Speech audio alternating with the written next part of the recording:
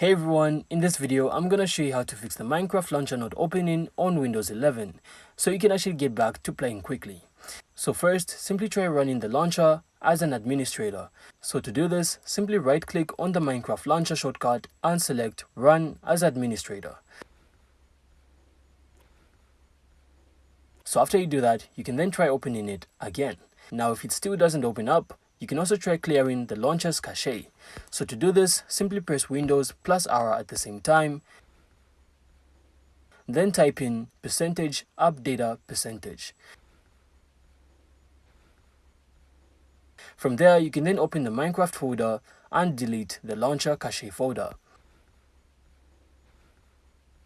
Now the next tip you can also try is simply make sure your graphics drivers are up to date. So simply go to Nvidia, AMD or Intel's website and install the latest driver for your GPU. Now if the problem still continues, you can also reinstall the Minecraft launcher completely.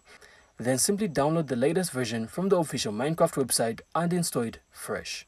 So after these steps, the Minecraft launcher should open normally and you'll then be ready to play your game again. And that's it. So that's all we had for this video. I really hope they work for you, and if they do, then make sure to leave a like and of course subscribe. Then we'll see you on the next one.